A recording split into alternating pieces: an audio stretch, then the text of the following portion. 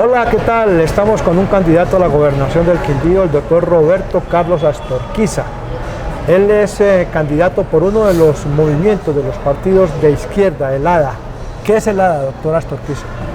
Miguel Ángel, primero muchas gracias por invitarme a tu sección. El ADA es la Alianza Democrática Amplia. Antes era la Alianza Democrática Afro. Y se convirtió en amplia cuando entró a ser parte de uno de los 6 partidos fundadores del Pacto Histórico en su momento, que fue la coalición que, bajo el liderazgo del hoy presidente Gustavo Petro, se alzó con aproximadamente 50 parlamentarios en las elecciones pasadas. Usted es el ADA, partido que usted representa aquí en el departamento del Quindío, ¿todavía hace parte del Pacto Histórico? Sí. Lo que pasa es que el Pacto Histórico es una coalición, como lo dije ahora, una coalición que se conformó en el año pasado para hacerle frente al Parlamento y para apoyar la propuesta del presidente Petro, que tiene una vigencia hasta el año que viene, pero en cada campaña, como en estas territoriales, había que construirlo en cada territorio y en nuestro criterio político y jurídico en el Quindío no se construyó, no se tejió, por tanto acá realmente no hubo un pacto histórico consolidado. La pregunta que nos está haciendo la gente es ¿por qué el pacto histórico consolidado no tiene un solo candidato y por el contrario la izquierda tiene 3 candidatos? Sí, Miguel Ángel, lo que pasa es que digamos que una cosa es el deber ser, todos hubiéramos querido que eso pasara, pero el pacto histórico, por ser un pacto entre diferentes y sin tener en el Quindío una presencia consolidada que pudiera llamar al orden, pues acá no fuimos capaces realmente de tramitar los diferentes intereses. Yo tuve un momento en que en las reuniones del pacto se sentaba gente de la alcaldía de Armenia, gente que ha hecho parte de esas administraciones tan cuestionadas, a votar con nosotros, cuando es evidente que tenemos posiciones contrarias. Entonces acá no hubo garantías, por tanto, no hubo posibilidad de construir una sola candidatura. Es decir, había una forma de decirlo y era que los egos no les permitieron a los candidatos y a los dirigentes unirse. ¿De quiénes eran los egos? Digamos que evidentemente los egos existen, pero llega un momento en que no son los determinantes. Lo que determina que haya unión o no haya unión son los intereses que se representan. Y en el pacto histórico hay intereses que ya penetraron el pacto, de la vieja política de Armenia, de la vieja política del departamento, de intereses ya corporativos, de intereses concretos que no les interesaba que el pacto prosperara.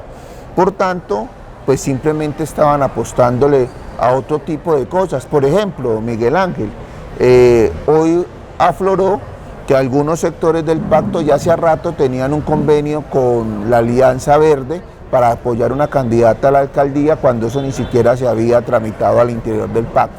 Entonces, en última son unos intereses. Acá en las fuerzas que integran el pacto histórico, hay unas fuerzas que representan sectores de la vieja política que personas como por ejemplo Roberto Carlos Astorquiza pretenden superar para que el departamento avance. Uno le dice la vieja política a los que no son de izquierda, pero la izquierda también es una vieja política en el país y en la región.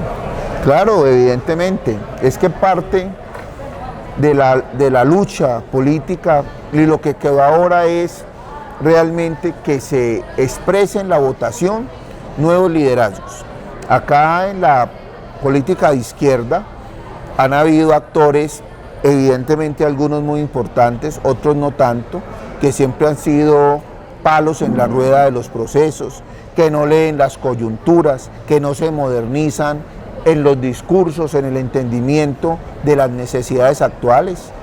Las categorías de izquierda y derecha ya no sirven para recoger todas las necesidades que tiene el mundo actual. Hoy se requiere un ciudadano del mundo mucho más contemporáneo y mucho más holístico. Estas personas, muchas no creen en eso, no les interesa actualizarse, y cualquiera que llegue a tener una tesis nueva una tesis más progresista, más tolerante, más conciliadora con todos los actores, es visto como un enemigo y más enemigos que los mismos sectores que siempre ellos han confrontado. ¿Cuáles son las cuentas que usted ha hecho para lograr los votos suficientes que lo lleven a ser gobernador del departamento del Quindío? Porque ustedes, su organización política, lograron 28.000, 29.000 votos en las elecciones pasadas. Sí, yo siempre hablo de un contexto. Colombia está pasando por un proceso de transición democrática, sin matices hay que decirlo. Nunca Colombia había tenido un presidente de la estirpe de Gustavo Petro en términos teóricos y en términos de acción política. No lo han dejado avanzar como hubiéramos querido con las reformas estructurales. Esa lucha debe expresarse en el departamento del Quindío, no desde la perspectiva ideológica, sino desde el reconocimiento de la pertinencia de esas políticas en el Quindío. El Quindío es un departamento en crisis. Los casi 600.000 habitantes, muchos de más del 50% tienen inseguridad alimentaria. Estos ciudadanos, la mayoría no votan. Los que votan también casi que en mayoría votan en blanco. Y ha venido periodo tras periodo acumulándose un escepticismo y una desesperanza con los que han manejado o mal manejado este departamento. Nosotros, dentro de ese contexto del pacto histórico, no de manera personal, en el ADA sacamos con Luz Helena Forero el año pasado 28.245 votos, lo que nos indica por lo menos que hay una gran población que no quiere apostarle a lo mismo, que está sintiendo la necesidad de ver una propuesta diferente, y nosotros quisiéramos interpretar esa propuesta con un programa moderno, un programa pertinente, un programa que traiga lo mejor del plan de desarrollo de Gustavo Petro. Creemos también que hay una gran división en las fuerzas tradicionales.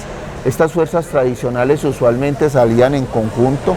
A nosotros no se nos puede olvidar que el doctor Atilano y el doctor Parra y hasta la misma Jenny Trujillo en algún momento coincidían en sus intereses directos, y hoy están cada uno por su lado, lo mismo que el candidato de la gobernación, el doctor Galvis. Entonces ahí también hay una división. Si nos ponemos a contar, Petro sacó 115.000 votos en la segunda vuelta presidencial, el gobernador actual, que no le ha ido bien, sacó 80.000 si no estoy mal. O sea que hay una gran división, y es más fuerte la división en el establecimiento, porque al fin y al cabo nosotros somos una apertura y apenas estamos buscando una consolidación. Entonces sí tenemos chance, tenemos una posibilidad. Todo depende de nuestra capacidad de interpretar la ciudadanía y de mostrarle una propuesta con la que podamos conectar. A eso le estamos apostando. Finalmente, 3 problemas grandes del departamento del Quindío y 3 soluciones que usted propone. Yo he puesto 2 máximas en mi propuesta política, una es rompimiento y otra son transformaciones. No se puede acometer una transformación en el departamento del Quindío si no rompemos con los intereses privados, sobre todo ilícitos, que están gobernando el departamento del Quindío. Para nadie es un secreto que el edificio de la gobernación y el edificio de la alcaldía de Armenia hace más de 20 años vienen en una disputa por un poder corporativo. ¿Quién maneja la EPQ? ¿Quién maneja la EPA? ¿Quién maneja la CRQ? ¿Quién maneja tránsito departamental? ¿Quién maneja el Hospital San Juan de Dios de Armenia? Etcétera, etcétera. Son puros cálculos de negociantes y de comerciantes de la política. Un primer requisito es no tener nada que ver con eso. Yo he visto en estos días un candidato que se quiere mostrar como independiente o como alternativa de solución a esa problemática. No puede hacerlo porque tiene jefe político detrás. Roberto Carlos Astorquiza no tiene sino a la ciudadanía, y ellos van a ser quienes me dirijan a mí mi actuación política. Primero, rompimiento. Transformaciones. Hay que transformar el departamento. Primero, hay que revisar la vocación económica del departamento. Está bien que querramos ser turísticos, está bien que el turismo sostenible es una gran alternativa económica, pero nosotros primero tenemos que ser productores de comida. El Quindío es fértil desde las montañas de Salento hasta las montañas de Génova. Somos una despensa en potencia, pero hemos abandonado el agro. Y lo hemos abandonado porque ha brillado el interés particular, tanto de un turismo que no tiene responsabilidad social y medioambiental, como de entrega del territorio a las multinacionales, a la megaminería, y a dejar que los sectores privados sean los que determinen qué pasa con el territorio. 2, la inversión social, Miguel Ángel.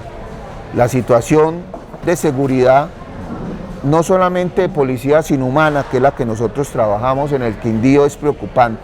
Anoche otros 2 muertos en las colinas, ya vamos para más de 130 en el departamento y más de 55 en la ciudad de Armenia. ¿Cómo vamos a parar esa masacre? No hay sino una forma, y es con inversión social, inversión en el ser humano que se levanta sin tener sentido de vida, sin tener un trabajo, sin tener un futuro, sin tener una seguridad social en el sentido amplio de la palabra. Eso está conectado con las altas tasas de suicidio que hay en el Quindío. La gente no encuentra salida y la gente también se ha sentido indignada con la forma como han trabajado mal el departamento. Y 3, queremos hacer un ordenamiento del territorio alrededor del agua. No queremos más burbuja inmobiliaria, no queremos que los planes de ordenamiento territorial, como pasó con Armenia, se hagan simple y llanamente como lo ordenan los grandes constructores del departamento y de la ciudad. Todas las expresiones gremiales son importantes, pero ninguna puede estar por encima del interés general y de la visión ciudadana. Por tanto, lo que nosotros pretendemos es recuperar los espacios públicos, las entidades públicas, para que se tramitan realmente los intereses generales y no se garanticen los negocios de los particulares. Muy bien, él es Roberto Carlos Astorquiza, candidato del movimiento ADA a la gobernación del Quindío.